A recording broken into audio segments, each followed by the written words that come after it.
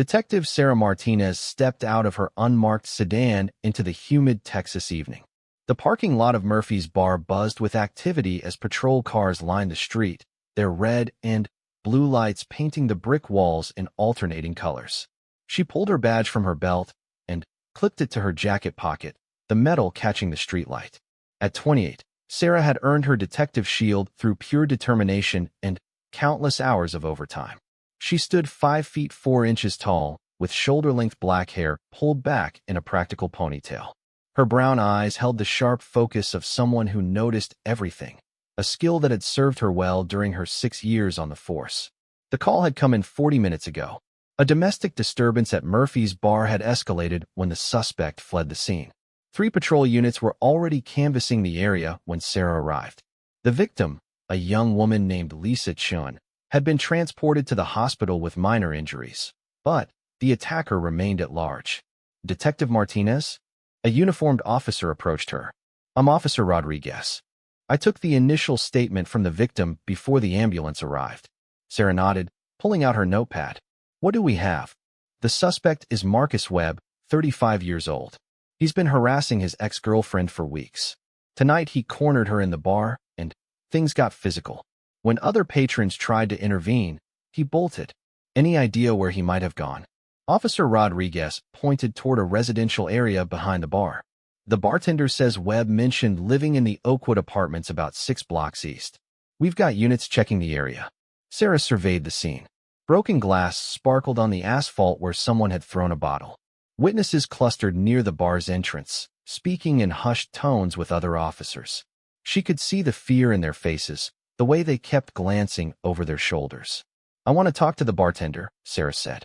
Then, we'll canvass the witnesses again. Sometimes people remember details they forgot to mention in the initial chaos. As they walked toward the bar, Sarah's radio crackled. All units, be advised. Suspect vehicle spotted heading north on Pine Street. Black pickup truck, license plate Texas 779 Adam Charlie Mike. Sarah quickened her pace. Pine Street ran parallel to the apartment complex Rodriguez had mentioned. If Webb was heading home, they might be able to intercept him. Inside Murphy's Bar, the atmosphere remained tense despite the suspect's absence. Tables sat overturned from the earlier struggle, and employees worked to clean up the damage. The bartender, a stocky man in his 50s with graying hair, stood behind the bar wiping down glasses with shaking hands. I'm Detective Martinez, Sarah said, showing her badge. I need to ask you some questions about tonight's incident. The bartender, whose name tag read Frank, set down his towel. I already told the other officers everything I saw. I understand, but sometimes talking through it again helps people remember additional details. Can you walk me through what happened? Frank nodded slowly. Lisa was sitting at the end of the bar, trying to have a quiet drink after work. She's a regular here, never causes trouble. Then, this guy Webb shows up, already drunk and angry. Had you seen Webb before tonight? A few times over the past month. He'd come in looking for Lisa, always causing a scene. I told him he wasn't welcome here, but he kept coming back. Sarah made notes as Frank continued. Tonight was different, though. He was more aggressive, more desperate. He grabbed Lisa's arm and wouldn't let go. When Tom and Mike tried to step in, Webb went crazy. Tom and Mike, regular customers. Good guys. They saw what was happening and tried to help.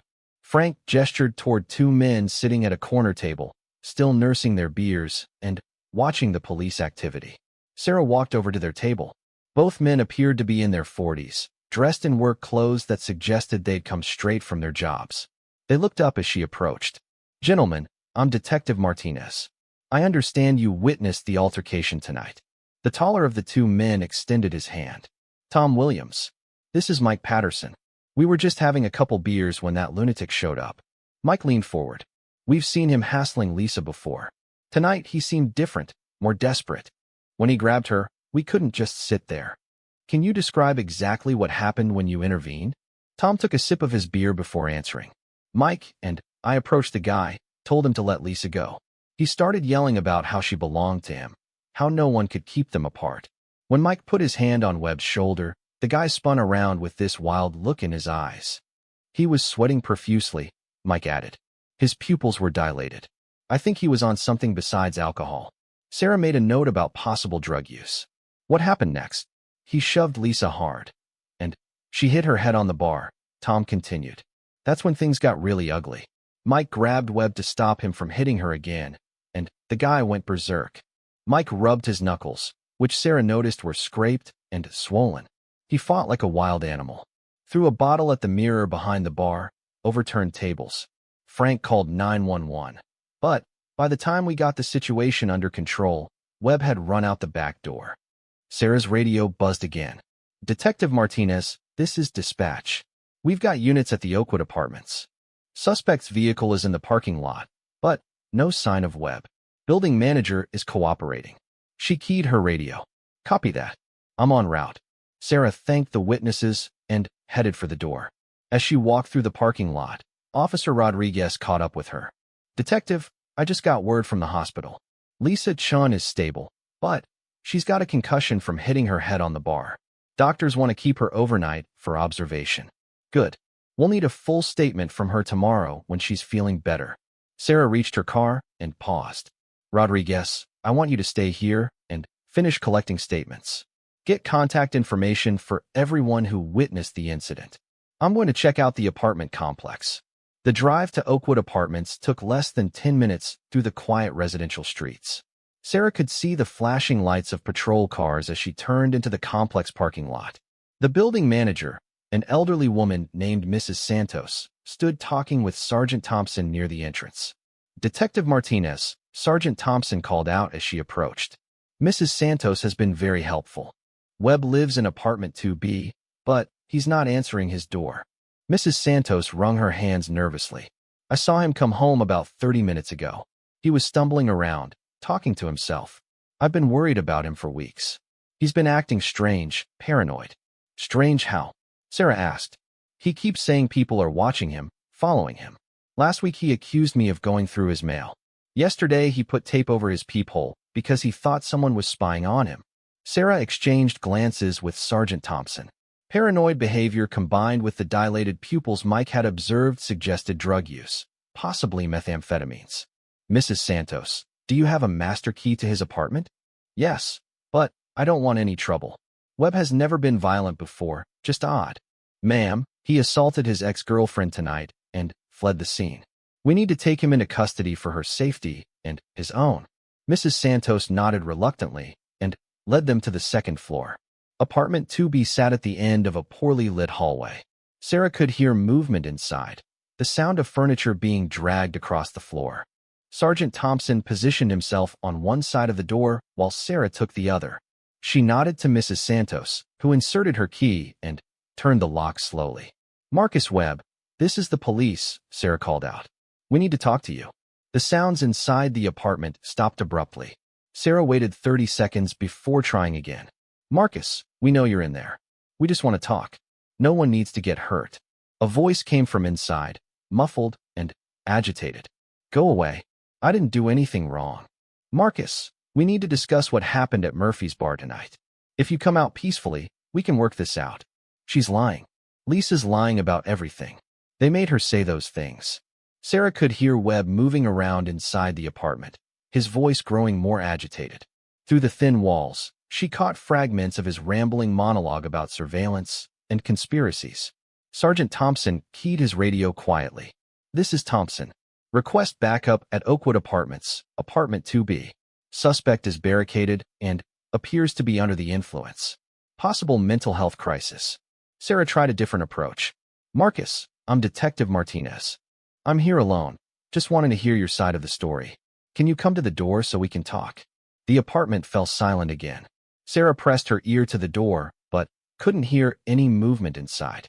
After several minutes, she tried the door handle and found it unlocked.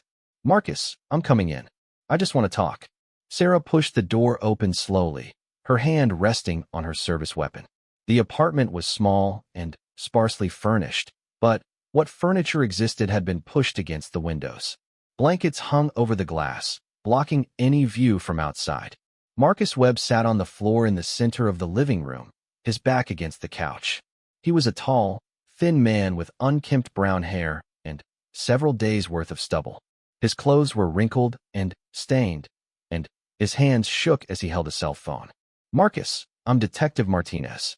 I'm here to listen to your side of what happened tonight. Webb looked up at her with bloodshot eyes. They're watching me through the windows. Lisa told them where I live. She's working with them. Who's watching you, Marcus? I don't know their names, but they've been following me for weeks. They want me to stop seeing Lisa, but I love her. We belong together. Sarah could see the drug-induced paranoia clearly now. Webb's speech was rapid and disjointed, his thoughts jumping from one conspiracy to another. She needed to de-escalate the situation before his paranoia turned violent. Marcus, can you tell me about tonight at the bar?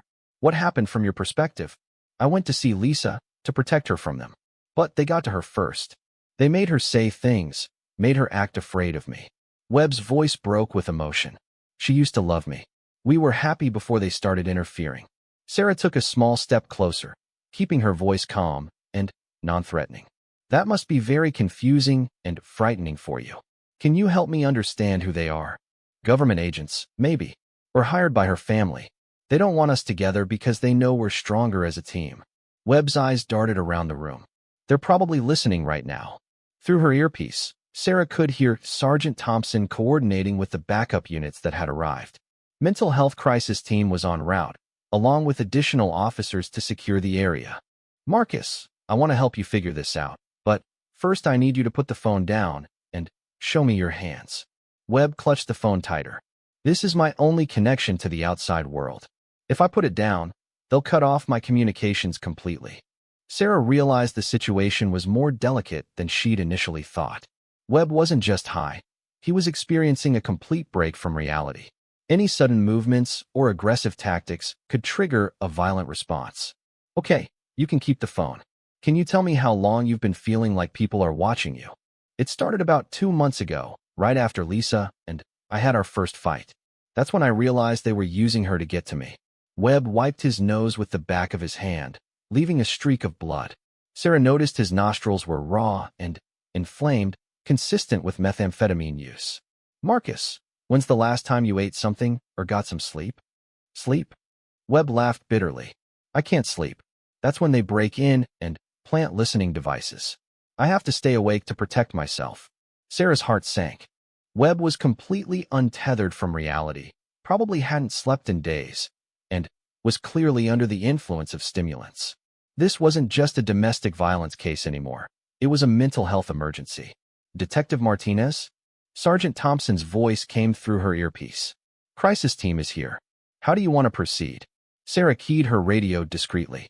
Suspect is experiencing severe paranoid delusions, probably from drug use combined with sleep deprivation. He's cooperative, but unstable. I'm going to keep talking to him until the crisis team can take over. She focused her attention back on Webb, who was now staring at his phone screen with intense concentration. Marcus, who are you trying to call? Lisa. I need to warn her that they're coming for her next. But they've blocked my number. Every time I try to call, it goes straight to voicemail. Sarah knew Lisa had probably blocked Webb's number weeks ago, but correcting his delusion would only agitate him further. That must be very frustrating. Maybe we can find another way to make sure Lisa's safe. Webb looked up at her with desperate hope in his eyes. You believe me? About them watching us. Sarah chose her words carefully. I believe you're scared and trying to protect someone you care about. That takes courage. For the first time since she'd entered the apartment, Webb's posture relaxed slightly. Everyone thinks I'm crazy. Even Lisa started looking at me like I was some kind of monster. Fear can make people act differently than they normally would. Sometimes when we're scared, we do things that seem reasonable to us, but might frighten other people. Webb nodded vigorously. Yes, exactly. I was trying to protect her, but she couldn't see that. She only saw what they wanted her to see. Sarah heard footsteps in the hallway outside. The crisis intervention team had arrived, along with paramedics. She needed to prepare Webb for their presence without triggering his paranoia. Marcus, there are some people here who want to help us figure this out. They're trained to deal with situations like this, where people are being watched or followed. Webb's eyes narrowed suspiciously. How do I know they're not working for them? Because they're here to help you, not hurt you. If they were working against you, would they announce their presence so openly? This logic seemed to make sense to Webb's drug-addled reasoning. He nodded slowly and set his phone down on the floor beside him. Detective Martinez? A calm female voice called from the doorway. I'm Dr. Patricia Reynolds from the Crisis Intervention Team. May I come in? Sarah looked at Webb, who shrugged his shoulders in resignation. Marcus says it's okay for you to join us. Dr. Reynolds entered the apartment slowly, her movements deliberate and non-threatening. She was a middle-aged African-American woman with kind eyes and a gentle demeanor that immediately put Webb at ease. Hello, Marcus. I'm Dr. Reynolds. I understand you've been having a difficult time lately. Webb studied her face intently. Are you a real doctor, or one of them? I'm a real doctor. I work with people who are going through confusing and frightening experiences. Detective Martinez tells me you're worried about Lisa's safety. They're using her to get to me. She doesn't understand what's happening. Dr. Reynolds sat down on the floor across from Webb, mirroring his position. That sounds very isolating. When did you first notice that something wasn't right? As Dr. Reynolds took over the conversation, Sarah stepped back to let the mental health professional work. She could see Webb responding positively to Dr. Reynolds' calm presence and validation of his experiences. Through her earpiece, Sarah heard updates from the other units. Lisa Chun was stable at the hospital and had provided additional details about Webb's escalating behavior over the past month. The pattern was consistent with methamphetamine-induced psychosis. Detective Martinez? Sergeant Thompson appeared beside her. What's your assessment? Mental health crisis complicated by drug use. Dr. Reynolds seems to be making progress. We'll need to coordinate with the hospital for a psychiatric evaluation once we get him stabilized. As they spoke quietly, Sarah watched Dr. Reynolds continue her conversation with Webb. The crisis counselor had managed to get him to stand up and was now walking him through some breathing exercises to reduce his anxiety. Marcus, I'd like you to come with me to see a colleague of mine who specializes in helping people who are being followed or watched. Would that be okay? Webb hesitated, looking around his barricaded apartment. What about my home? They'll break in while I'm gone. Detective Martinez can make sure your apartment stays secure while you're away. Right, Detective? Sarah nodded. I'll personally ensure no one enters your apartment without your permission. This seemed to satisfy Webb's paranoid concerns. He picked up his phone and a jacket from the couch, then followed Dr. Reynolds toward the door. As they passed Sarah, Webb stopped and looked her directly in the eyes. Thank you for believing me. Most cops think people like me are just crazy. Sarah felt a pang of sympathy for this troubled young man. Take care of yourself, Marcus. Get the help you need. After Webb left with Dr. Reynolds and the paramedics, Sarah surveyed the apartment more thoroughly. Empty food containers and energy drink cans littered the floor. The refrigerator contained only condiments and expired milk. In the bedroom, she found drug paraphernalia and evidence of the sleepless nights Webb had described. Sergeant Thompson joined her in the bedroom. What a mess. How long do you think he's been living like this? Based on what we've seen tonight, probably several weeks. The paranoia, the barricaded windows, the inability to sleep. It all fits with chronic methamphetamine use. Sarah's phone buzzed with a text message. It was from Officer Rodriguez at the bar. All witness statements collected. Unanimous account of Webb's aggressive behavior and drug-impaired state. Lisa Chin's statement confirms pattern of escalating harassment. Thompson, I'm going to head to the hospital to check on the victim. Can you coordinate with Mrs. Santos about securing the apartment until Webb gets the help he needs? Sure thing. What about charges? Sarah considered the question as she gathered her notes. Assault, harassment, and public intoxication for starters. But, given his mental state, I suspect the DA will push for court-ordered treatment rather than jail time. As Sarah drove toward the hospital, she reflected on the evening's events. What had started as a simple domestic violence call had evolved into something much more complex. Marcus Webb wasn't just a violent ex-boyfriend. He was a person struggling with addiction and mental illness who had lost touch with reality.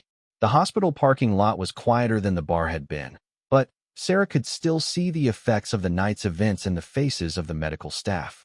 Violence had a way of rippling outward, affecting everyone it touched. Inside the emergency department, Sarah found Lisa Chen awake and alert despite the bandage covering a small cut on her forehead. Lisa was a petite Asian-American woman in her late 20s with long black hair and intelligent eyes that held a mixture of fear and relief. Miss Chun, I'm Detective Martinez. How are you feeling?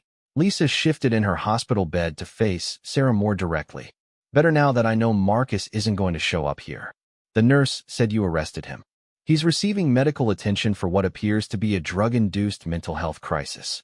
I need to ask you some questions about your relationship with Mr. Webb and tonight's incident. Lisa nodded, her expression growing more serious. I've been expecting this conversation for weeks. I should have called the police sooner. Sarah pulled out her notepad. Can you tell me about your relationship with Marcus and when his behavior began to change? We dated for about 6 months last year. At first he seemed normal, maybe a little possessive, but nothing that worried me. We broke up in February because he was becoming increasingly jealous and controlling. What happened after the breakup? For a few weeks, nothing. Then he started showing up at my work, calling constantly, leaving gifts on my car. I told him I didn't want to get back together, but he wouldn't accept it. Sarah made notes as Lisa continued. About 2 months ago, his behavior became really strange. He started talking about people following him, recording our conversations, interfering with our relationship. That's when I realized he was using drugs. Did you ever see him use drugs? Not directly, but the signs were obvious. He lost weight, stopped sleeping, became paranoid about everything. His personality completely changed. Lisa's voice trembled as she recalled the progression of Webb's deterioration. I tried to help him at first, suggested he get treatment. But he was convinced I was part of some conspiracy against him. When did you start feeling unsafe? 3 weeks ago, he followed me home from work and tried to force his way into my apartment. I threatened to call the police, and he left, but that's when I realized how dangerous the situation had become. Sarah could see the emotional toll the harassment had taken on Lisa. Dark circles under her eyes suggested weeks of poor sleep, and her hands shook slightly as she spoke. Miss Chen, why didn't you report his behavior earlier? Lisa looked down at her hands. I kept hoping he would get better, that the Marcus I used to know would come back. I also felt partly responsible since I had dated him. His drug use and mental illness are not your fault. You couldn't have prevented what happened to him. I know that intellectually, but emotionally it's harder to accept.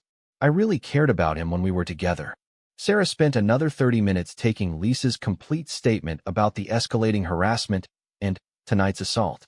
The pattern was clear. Webb's drug use had triggered paranoid delusions that focused on Lisa and their past relationship. As Sarah prepared to leave, Lisa grabbed her arm gently. Detective, will he get the help he needs? I don't want to see him go to prison if he's mentally ill. The system will evaluate his mental state and hopefully provide appropriate treatment. Your safety is the priority, but that doesn't mean we ignore his need for help. Lisa smiled for the first time during their conversation. Thank you. That means a lot to me. Sarah left the hospital feeling satisfied with the evening's outcome despite its complexity. Marcus Webb was getting the mental health intervention he desperately needed. Lisa Chun was safe and had the support she required, and the community was protected from further violence. Her radio crackled as she reached her car. Detective Martinez, this is dispatch. We have a domestic disturbance call on Elm Street. Are you available to respond? Sarah looked at her watch. It was nearly midnight, and she had been on duty for 14 hours. But someone else was out there, scared and in need of help. This is Detective Martinez. Send me the address. I'm en route.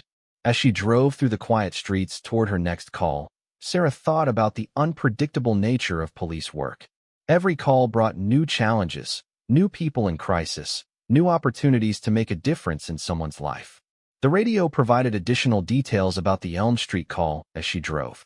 Another domestic situation, another person in need of help. Sarah adjusted her rearview mirror, checked her badge, and prepared to do her job once again. In the distance, the lights of the city stretched out before her, each one representing a life, a story, a potential call for help. Detective Sarah Martinez drove toward the mall, ready for whatever the night might bring. Detective Sarah Martinez pulled into the driveway of 1247 Elm Street at 12:15 a.m. The house was a modest single-story home with peeling paint and an overgrown front yard. A patrol car sat in the street with its lights flashing, and she could see Officer Jenkins speaking with a neighbor on the front porch.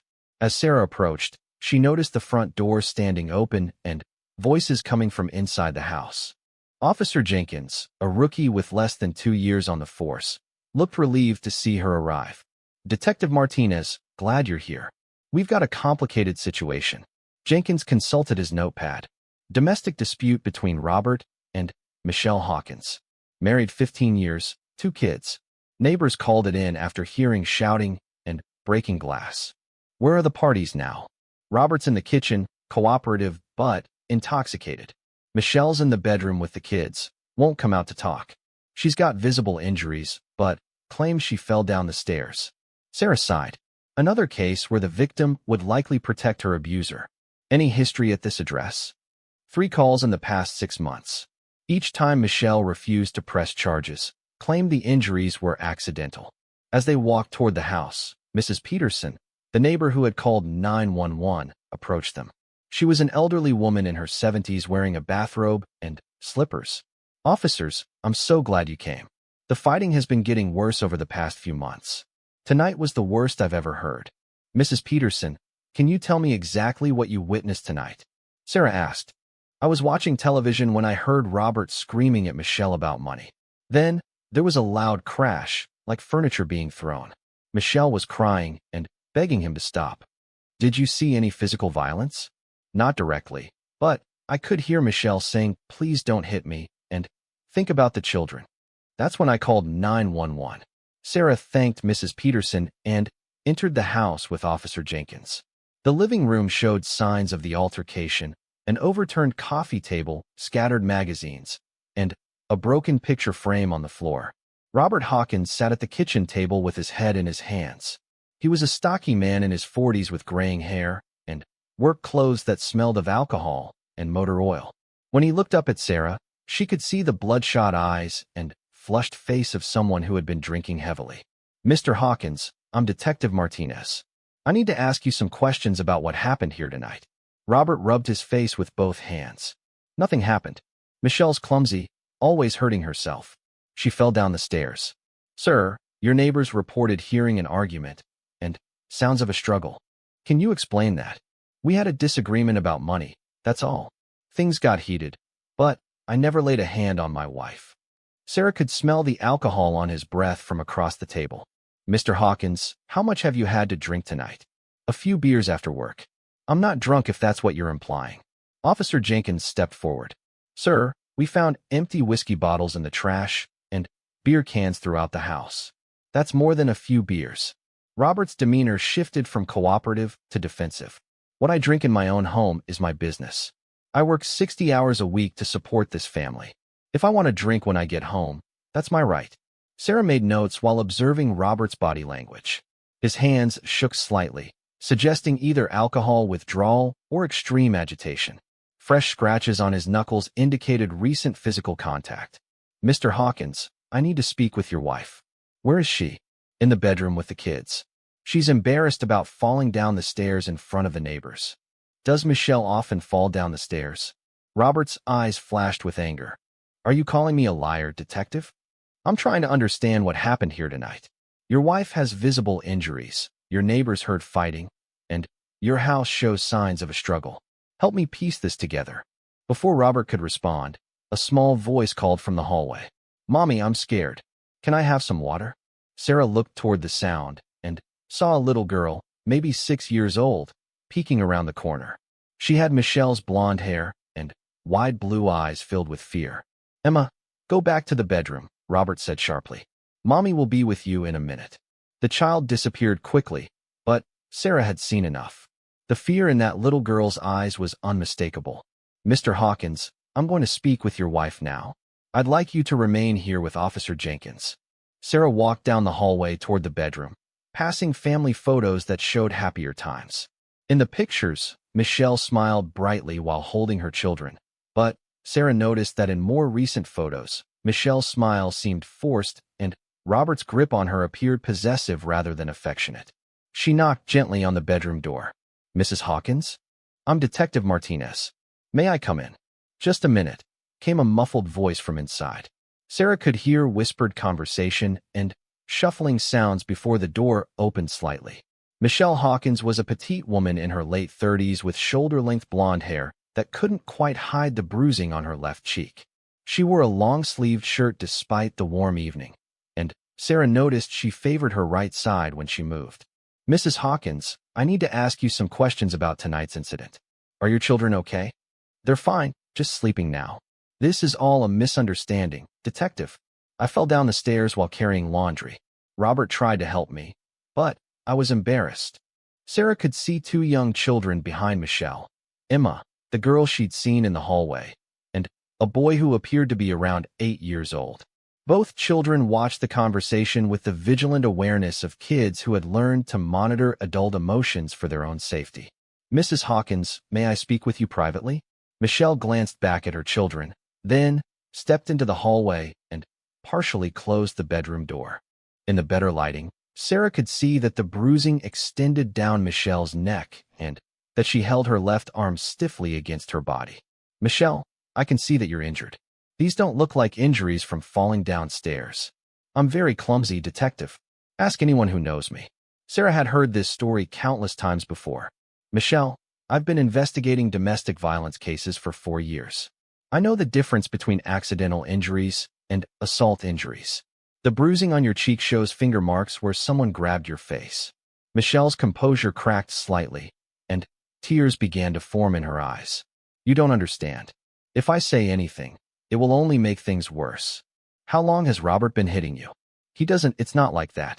Robert works very hard, and sometimes he drinks a little too much. When he's stressed, he loses his temper. But he's a good father and provider. Sarah gently touched Michelle's shoulder. Michelle, you and your children deserve to feel safe in your own home. What happened tonight? Michelle looked back toward the bedroom where her children waited, then at the kitchen where she could hear Robert's voice growing louder with Officer Jenkins. The internal struggle was visible on her face. Robert lost his job 3 weeks ago. He's been drinking more and getting angry about money. Tonight I suggested he look into unemployment benefits, and he exploded. Did he hit you? Michelle nodded almost imperceptibly. He grabbed my face and shoved me against the wall. When I tried to get away, he pushed me down and kicked me in the ribs. Did the children witness this? Emma saw some of it before I sent them to their room. They're scared, Detective. They've been walking on eggshells for weeks. Sarah felt the familiar anger that came with these cases. 2 innocent children were learning that violence was normal, that love came with fear and pain. Michelle, I can help you, and the children get somewhere safe tonight. We have resources available. Where would we go? Robert controls all the money. I don't have any family nearby, and I haven't worked in 10 years. He always said I didn't need to work because he would take care of us. This was the trap that kept so many women in abusive relationships, financial dependence that made leaving seem impossible. There are shelters that provide housing and support services. They can help you get back on your feet and establish independence. Michelle wiped her eyes with the back of her hand. What about Robert? What happens to him? That depends on whether you're willing to press charges and what the evidence shows. If I press charges, he'll be even angrier when he gets out. You'll arrest him tonight, but then what? He'll come home eventually, and I'll have to face the consequences. Sarah understood Michelle's fear, but she also knew that without intervention, the violence would likely escalate. Michelle, domestic violence typically gets worse over time, not better. Tonight he used his hands and feet. Next time it might be worse. From the kitchen, they could hear Robert's voice rising again. Where is she? I want to talk to my wife. Stay with the children, Sarah told Michelle. I'll handle this. Sarah returned to the kitchen where Officer Jenkins was struggling to keep Robert seated. The man's intoxication had made him increasingly belligerent and demanding. Mr. Hawkins, I need you to calm down. I want to know what lies my wife is telling you. She's probably making up stories to get attention. Sir, your wife has injuries consistent with physical assault. Can you explain how she got those injuries? I told you, she fell down the stairs. Michelle's always been dramatic. Officer Jenkins stepped closer to Robert. Sir, we also spoke with your children. They described hearing you yelling at their mother and the sound of her crying. Robert's face reddened with anger. You had no right to question my kids. They're confused and scared. They're scared because they witnessed domestic violence in their home, Sarah said firmly. Mr. Hawkins, I'm placing you under arrest for assault. This is ridiculous. I never touched her. As Officer Jenkins moved to handcuff Robert, the man suddenly stood up and shoved the officer backward. Jenkins stumbled but maintained his footing and immediately called for backup on his radio. "Don't make this worse for yourself," Sarah warned, drawing her taser but not yet deploying it. Robert looked around wildly, his alcohol-impaired judgment making him consider options that would only escalate the situation. "This is my house. You can't arrest me in my own house." "Sir, domestic violence is a crime regardless of where it occurs. You need to cooperate or face additional charges." The sound of approaching sirens seemed to snap Robert out of his aggressive posture. The reality of his situation began to penetrate through the alcohol haze. "I want a lawyer," he said, extending his hands to be cuffed. Officer Jenkins quickly secured the handcuffs while Sarah read Robert his rights. As they prepared to transport him to jail, Sarah heard Michelle's voice from the hallway. "Detective Martinez? Can I speak with you?" Michelle emerged from the bedroom, her children clinging to her sides. The 8-year-old boy, who Sarah learned was named Tyler, looked particularly upset. "Tyler wants to tell you something," Michelle said quietly. The boy looked up at Sarah with serious brown eyes. "Detective, my dad has been hurting my mom for a long time. Tonight was really bad." Sarah knelt down to Tyler's eye level. "Can you tell me what you saw tonight?" "Dad was yelling about money and throwing things. When Mom tried to calm him down, he grabbed her face and pushed her against the wall really hard. Then, he kicked her when she was on the ground." Emma, the 6-year-old, nodded in agreement. "Daddy was being mean to Mommy. We were scared." Sarah felt her resolve strengthen. These children had been traumatized enough. "Michelle, I need you to make a decision. Are you willing to press charges against Robert?" Michelle looked down at her children, then back at Sarah. "Will you really be able to help us get somewhere safe? I promise you that there are people and programs designed specifically to help families in your situation. It won't be easy, but it's possible to build a new life." Michelle took a deep breath. "Okay, I'll press charges, but I need to know that my children will be protected." The district attorney's office has victim advocates who specialize in domestic violence cases. They'll work with you throughout the legal process and connect you with long-term support services. As Officer Jenkins transported Robert to jail, Sarah spent the next hour helping Michelle pack essential items for herself and the children. The domestic violence shelter had agreed to accept them immediately, and a victim advocate was meeting them there to begin the intake process. While Michelle gathered clothes and important documents, Sarah photographed her injuries and collected evidence from the scene. The broken picture frame contained a photo of the family from happier times, now cracked down the middle, a fitting metaphor for what domestic violence did to families. Tyler helped his little sister pack her favorite stuffed animals, while Michelle tried to explain why they couldn't stay in their home. "Are we ever coming back?" Emma asked. "I don't know, sweetheart. But we're going somewhere safe where Daddy can't hurt Mommy anymore." "Will Daddy be okay?" Tyler asked with the complicated emotions that children feel toward abusive parents. Michelle struggled with how to answer. Despite everything Robert had done, he was still their father. "Daddy is sick right now, and he needs help to get better. Maybe someday he will get the help he needs." Sarah admired Michelle's ability to protect her children's relationship with their father while still prioritizing their safety. It was a delicate balance that many domestic violence survivors had to navigate. As they prepared to leave for the shelter, Michelle turned to Sarah. "Detective, I want you to know how grateful I am. I've been making excuses for Robert's behavior for so long that I started to believe them myself." "You're very brave, Michelle. It takes tremendous courage to leave an abusive relationship, especially when children are involved. I just hope I'm doing the right thing. You're protecting your children and yourself. That's always the right thing." The drive to the women's shelter took 20 minutes through the quiet city streets. The facility was located in an undisclosed location for security reasons, and Sarah had to call ahead to get the address. The shelter was a converted house in a residential neighborhood, designed to blend in with surrounding homes. Security cameras monitored the entrance, and all windows had reinforced glass. Maria Santos, the night shift supervisor, met them at the door. She was a bilingual social worker who had been helping domestic violence survivors for over a decade. "Welcome," Maria said warmly to Michelle and the children. "I know this is a scary time, but you're safe here." The shelter's common areas were decorated with cheerful colors and children's artwork. Despite the serious circumstances that brought families there, effort had been made to create a welcoming environment. Maria showed them to a small but comfortable room with 2 beds and a private bathroom. You'll stay here while we work on finding more permanent housing. Tomorrow we'll start discussing your options. Tyler and Emma seemed fascinated by their new surroundings. Other children's voices could be heard from down the hall, and Tyler perked up at the prospect of meeting other kids. Are there other families here? Tyler asked.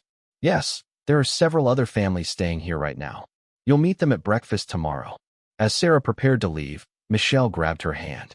Detective, thank you for believing me and helping us. I don't know what would have happened if you hadn't taken this seriously. Michelle, you did the hard part. You made the decision to protect yourself and your children. That took real courage. Sarah left her business card with contact information for the victim advocate who would be working with Michelle. The legal process would be lengthy and complicated, but at least the family was safe for now. Driving back to the police station, Sarah reflected on the evening's events. 2 domestic violence cases in one night, both involving drug use, mental illness, and families in crisis. It was a reminder of how complex and interconnected these issues were. Her radio crackled with another call. Detective Martinez, we have a situation developing at the county jail.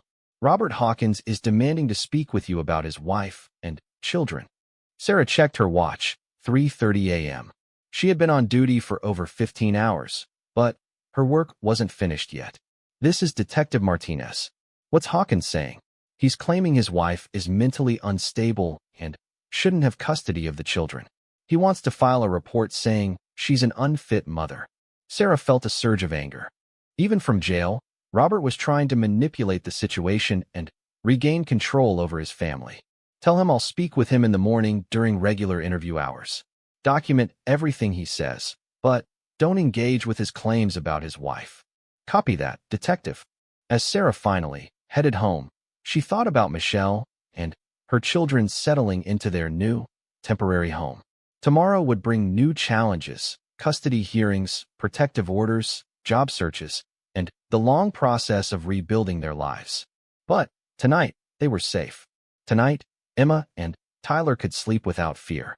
Tonight, Michelle could rest without wondering when the next explosion of violence would occur. Sarah pulled into her own driveway and sat in her car for a moment, decompressing from the emotional intensity of the evening. Domestic violence cases were among the most challenging aspects of police work because they involved families being torn apart by addiction, mental illness, and cycles of abuse that often span generations. Her phone buzzed with a text message from Maria Santos at the shelter. Family settled in safely. Michelle wants you to know she's already feeling hopeful about the future. Thank you for your compassion tonight. Sarah smiled as she read the message. It was moments like these that reminded her why she had chosen law enforcement as a career. Behind every badge was the opportunity to make a real difference in people's lives, to stand between victims and those who would harm them. As she unlocked her front door, Sarah was already thinking about tomorrow's follow-up work. There would be reports to write, evidence to process, and court appearances to schedule. Robert Hawkins would likely try to manipulate the legal system to regain control over his family, but Sarah would be there to ensure that Michelle and her children's voices were heard. The night had been long and emotionally draining, but it had ended with a family finding safety and hope. For Detective Sarah Martinez, that made all the challenges worthwhile. Detective Sarah Martinez arrived at the police station at 8 a.m. after only 4 hours of sleep. The morning briefing was already underway when she slipped into the back of the room with her coffee and notepad. Lieutenant Davis was reviewing the overnight incidents, including her 2 domestic violence cases. Martinez, good work on the web, and Hawkins cases last night. Both suspects are in custody, and the victims are receiving appropriate support, Lieutenant Davis announced to the room full of officers. After briefing, Sarah headed to her desk to begin the paperwork from the previous night's events. The bullpen was buzzing with activity as the day's shift took over from the exhausted night crew. Her computer screen showed 17 new emails, most related to her ongoing cases. Officer Rodriguez approached her desk carrying a stack of witness statements from the Murphy's Bar incident. Detective, I thought you'd want to see these right away. We've got solid testimony from 6 witnesses confirming Webb's aggressive behavior and apparent drug impairment. Sarah reviewed the statements while sipping her coffee. The consistent accounts would make prosecution straightforward once Webb received the mental health treatment he needed. Her phone rang before she could dive deeper into the paperwork. Detective Martinez, this is Dr. Reynolds from the Crisis Intervention Team. I wanted to update you on Marcus Webb's condition. How's he doing, doctor? He's been admitted to the psychiatric unit at County General for evaluation and treatment. The initial assessment confirms methamphetamine-induced psychosis complicated by sleep deprivation and possible underlying mental health issues. Sarah made notes as Dr. Reynolds continued. He's been stabilized on medication and is beginning to show signs of reality testing improvement. However, he'll need several weeks of intensive treatment before he's competent to face charges. What about Lisa Chen's safety during that time? We've worked with the DA's office to secure a temporary restraining order based on his mental health crisis. Lisa has been notified and provided with additional safety resources. After ending the call, Sarah turned her attention to the Hawkins case.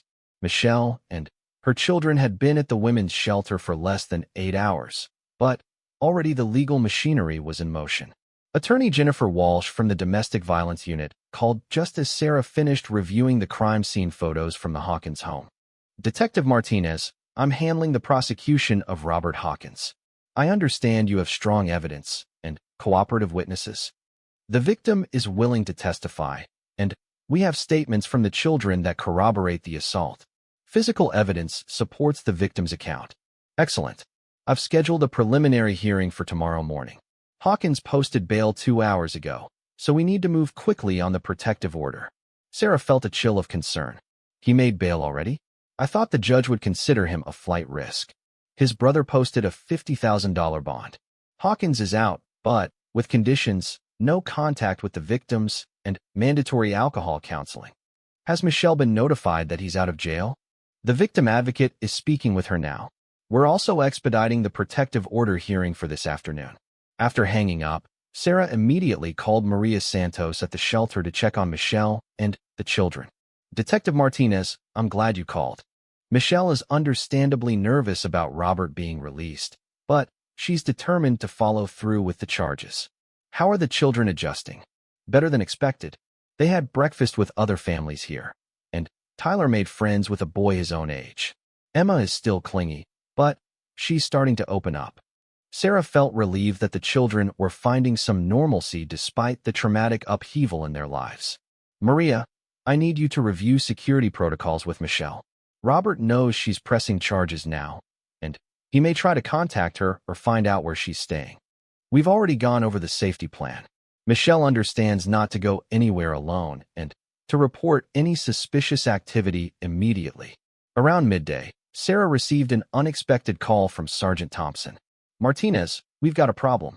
Robert Hawkins is here at the station demanding to speak with you about his wife and children. What's his demeanor? Agitated but not violent. He claims he has information about Michelle's mental health that affects the custody of his children. Sarah knew this was likely an attempt to manipulate the situation, but she needed to document whatever claims Robert was making. I'll be down in 5 minutes. Have someone else present during the interview. The interview room at the police station was a sterile space with concrete walls and a metal table. Robert Hawkins sat across from Sarah looking haggard and angry. His clothes were wrinkled from his night in jail, and the smell of alcohol still lingered around him. Officer Jenkins sat in the corner taking notes as Sarah began the interview. Mr. Hawkins, you requested this meeting. What did you want to discuss? I want to file a report about my wife's mental state.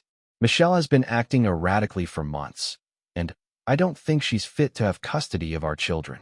Sarah maintained a neutral expression. Can you be more specific about this erratic behavior? She's been paranoid, thinking I'm following her or monitoring her activities. She's been hiding money and making secret phone calls. Last week, I found her looking up information about divorce lawyers. The irony wasn't lost on Sarah. Robert was describing Michelle's attempts to protect herself and plan an escape as evidence of mental illness. Mr. Hawkins, did it occur to you that your wife might have been afraid of your reaction to these activities? My reaction? I've never given Michelle any reason to be afraid of me. I'm a good husband and father. Sir, you were arrested last night for assaulting your wife. Your children witnessed the violence, and described it to me in detail. Robert's face reddened. My kids are confused and scared. Michelle has been filling their heads with lies about me. Mr. Hawkins, I observed your wife's injuries myself. They were consistent with physical assault, not with falling downstairs as you claimed. You're taking her word over mine. Michelle lies all the time to get attention and sympathy. Sarah could see the pattern of manipulation and gaslighting that had likely characterized Robert's relationship with Michelle for years. Even facing criminal charges, he continued to blame his wife for his own actions. Mr. Hawkins, is there anything else you wanted to discuss? Because I have other cases that require my attention. I want you to investigate Michelle's mental health. I want a psychological evaluation to prove she's an unfit mother. That's a matter for the family court system, not criminal court. Your attorney can advise you about custody procedures. Robert stood up abruptly, his chair scraping against the concrete floor. This is all wrong. My family is being destroyed over nothing. Your family was destroyed when you chose to use violence against your wife and traumatize your children. The legal system is now trying to protect them from further harm. After Robert left with his attorney, Sarah felt drained from the encounter. The man showed no genuine remorse for his actions and seemed entirely focused on regaining control over his family. Her phone buzzed with a text from Michelle. Protective order hearing went well. Judge granted full protection for me and children. Thank you for believing in us. Sarah smiled at the positive news.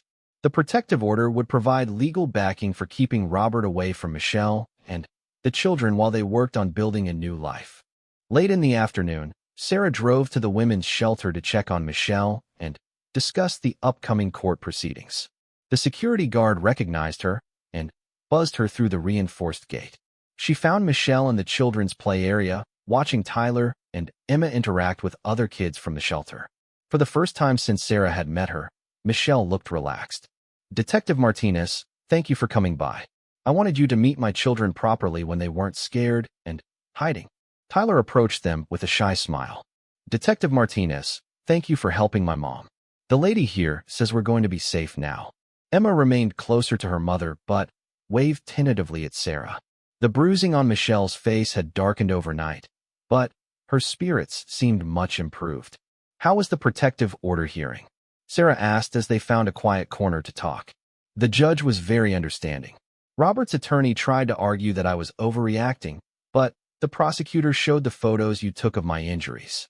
The judge wasn't buying Robert's story. Michelle, I need to prepare you for what comes next.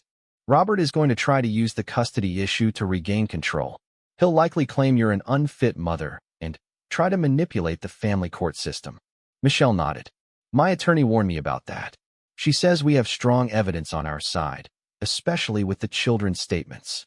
The most important thing is to document everything. If Robert attempts any contact or if you notice him following you, report it immediately. Detective, can I ask you something personal? Sarah nodded. Have you seen families like ours before? Families where the violence got bad, but the couple had been together for so many years. Unfortunately, yes. Domestic violence often escalates over time. What you experienced isn't uncommon, and it's not your fault.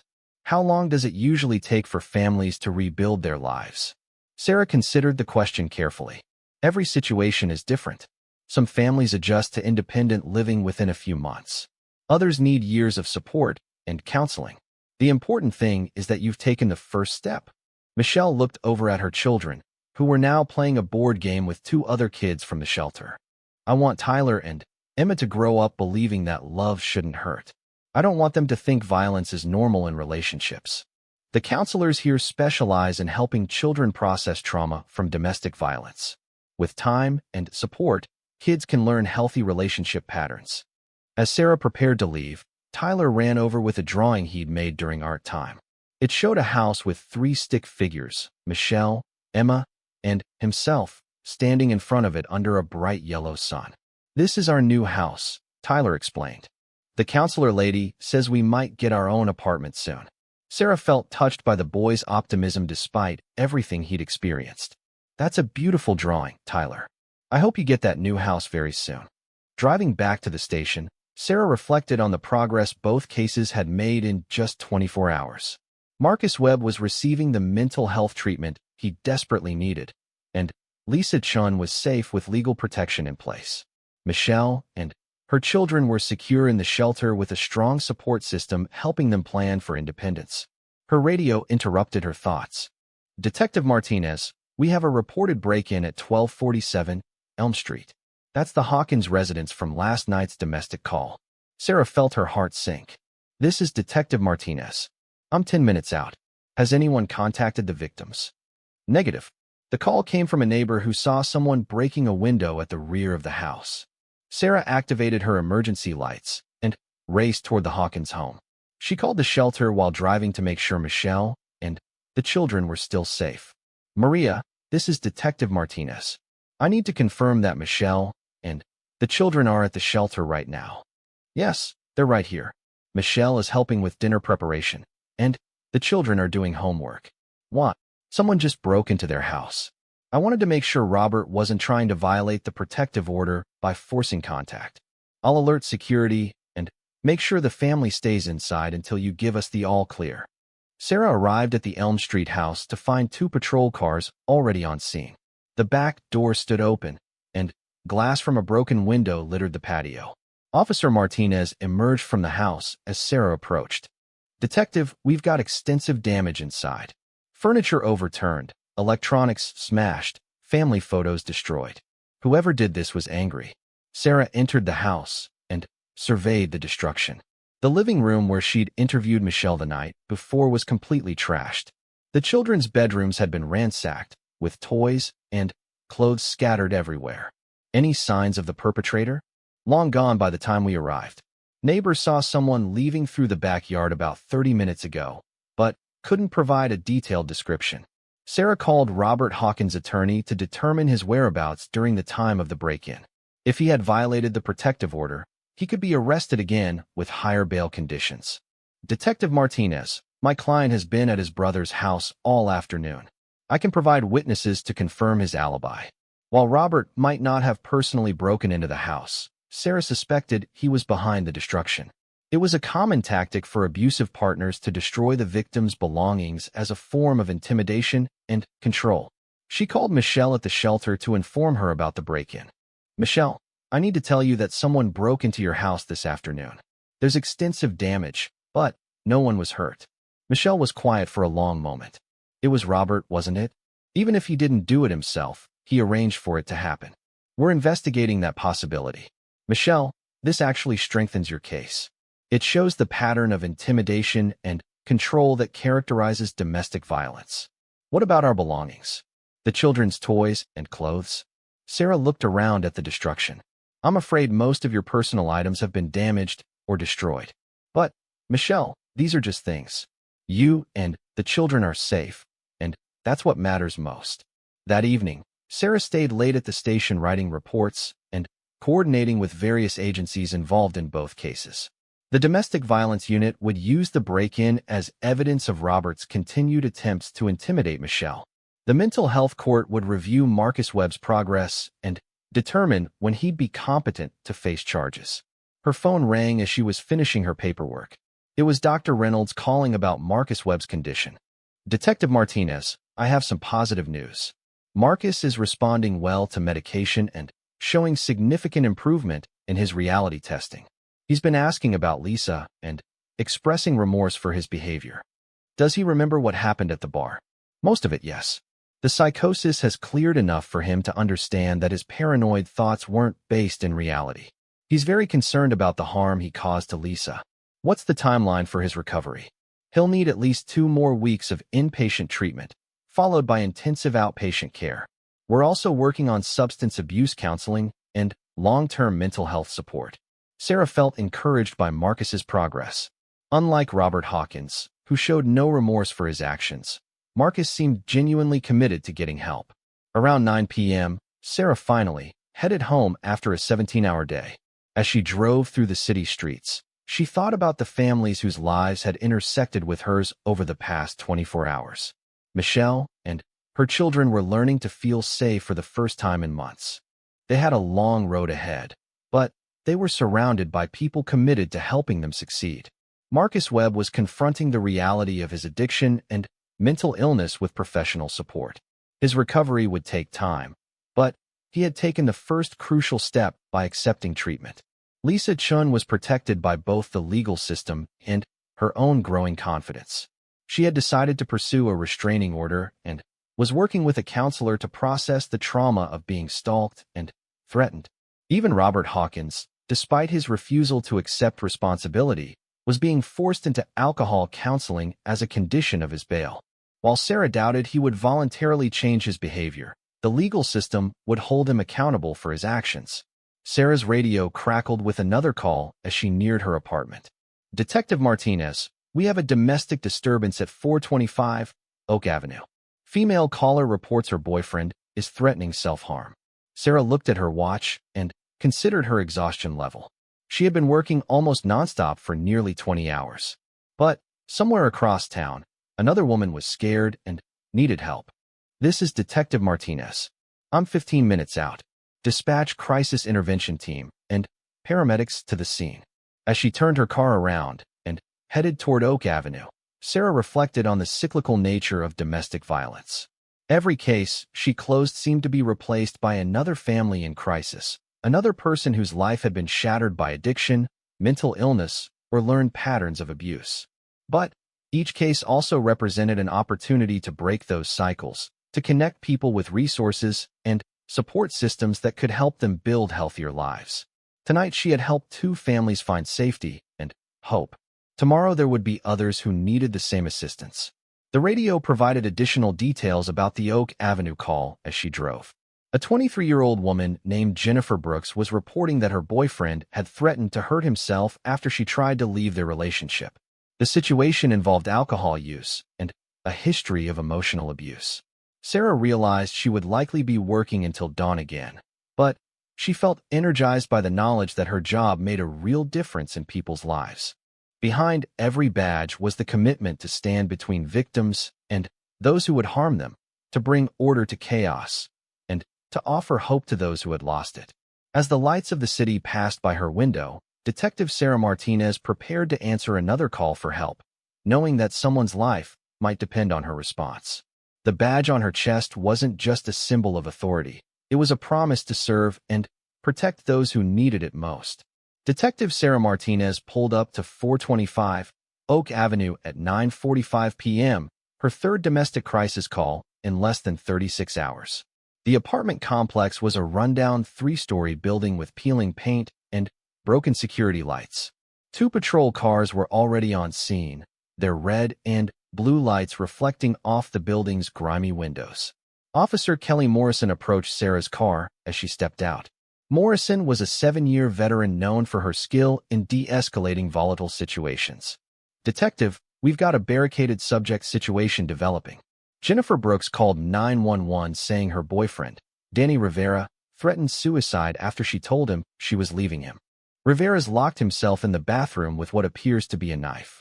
Sarah surveyed the scene while Morrison continued her briefing.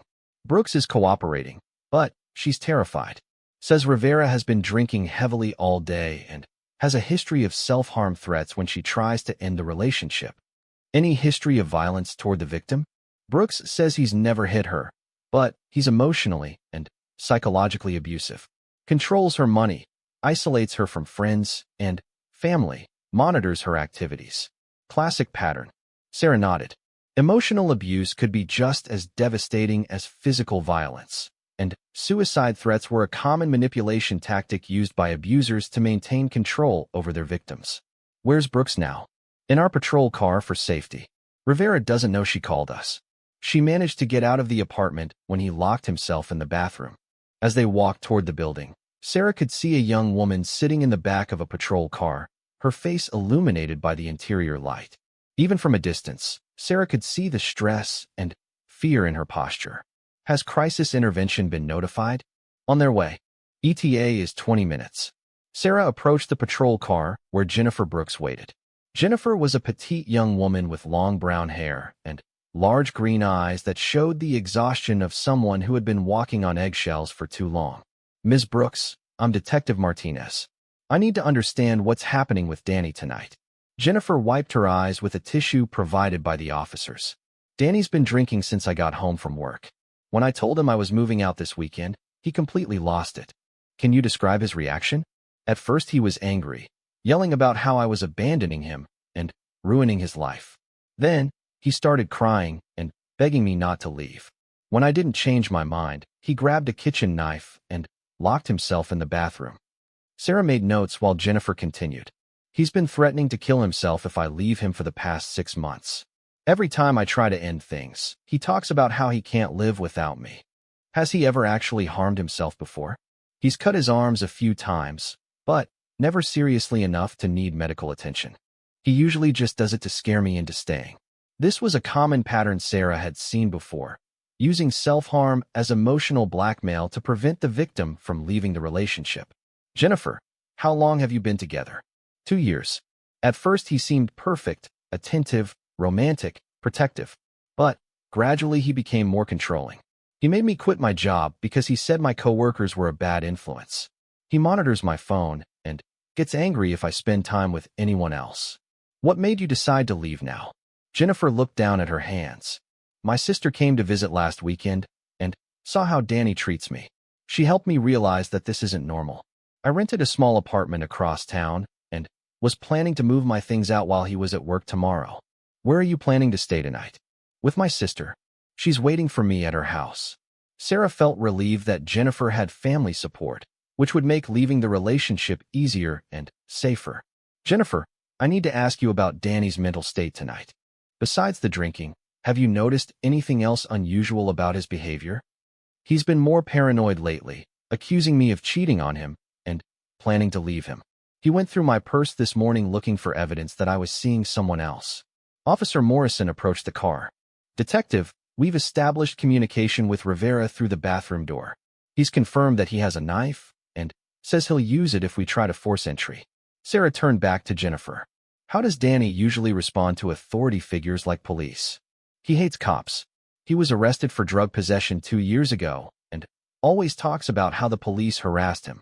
This information suggested that a direct confrontation might escalate rather than resolve the situation. Sarah decided to wait for the crisis intervention team before attempting contact with Rivera. Jennifer, I want you to stay in the patrol car until we get this situation under control. Officer Morrison will stay with you. Sarah walked toward the apartment building with Officer Chun, who had arrived as backup. The building's main entrance stood propped open, and they could hear muffled sounds coming from the second floor. What's the layout of the apartment? Sarah asked as they climbed the stairs. 1 bedroom, 1 bathroom. Rivera's barricaded in the only bathroom, which has no windows. Brooks says there's a landline phone in the bedroom that Rivera doesn't know about. They reached apartment 2B, where Officer Rodriguez was stationed outside the door. Sarah could hear music playing loudly inside the apartment, along with occasional shouting. Rivera, this is Detective Martinez with the police department. I need to speak with you. The music volume increased, but Sarah could hear Rivera's voice underneath it. Go away. This is between me and Jennifer. Danny, Jennifer is safe. She's concerned about you and asked us to check on your well-being. She called the cops on me. After everything I've done for her, Sarah could hear the anger and betrayal in Rivera's voice.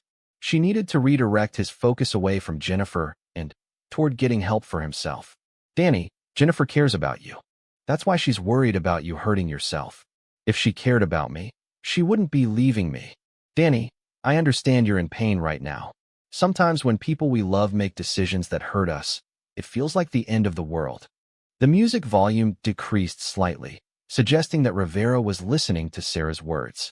I don't know how to live without her. She's everything to me. Sarah recognized the unhealthy attachment that characterized many abusive relationships. Rivera had made Jennifer responsible for his emotional well-being, which was both unfair to her and dangerous for both of them. Danny, I know it feels that way right now, but you're stronger than you think. You can get through this. No, I can't. I have nothing without Jennifer. I lost my job last month, my family won't talk to me, and now she's leaving too. This additional information helped Sarah understand Rivera's state of mind. Financial stress, social isolation, and relationship problems had created a perfect storm of desperation.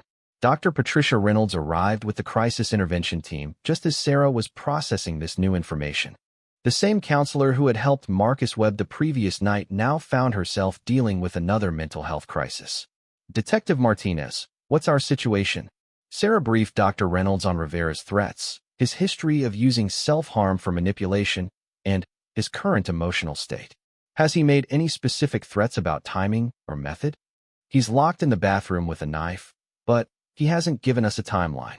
His girlfriend says he's used cutting as manipulation before. Dr. Reynolds nodded. Let me try to establish rapport with him. Sometimes a fresh voice can make the difference. Danny, this is Dr. Reynolds. I'm a counselor who works with people going through difficult times. Can you hear me? I don't need a shrink. I need Jennifer to come back. I understand that losing someone you love is incredibly painful. Can you tell me more about how you're feeling right now? There was a long pause before Rivera responded. Like I want to die? Like everything good in my life is gone. Danny, you mentioned losing your job. That must have been very stressful on top of the relationship problems. Everything's falling apart. I can't pay my rent, I can't find work, and now Jennifer's abandoning me when I need her most. Dr. Reynolds continued her patient work of building rapport and assessing Rivera's mental state. Meanwhile, Sarah coordinated with the apartment building manager to ensure other residents were safely evacuated from the surrounding units. After 30 minutes of conversation, Dr. Reynolds had made significant progress. Rivera's voice had become calmer, and he was engaging in more rational dialogue about his situation. Danny, I hear that you're overwhelmed by all these challenges happening at once. Losing a job and a relationship at the same time would be difficult for anyone. I just don't.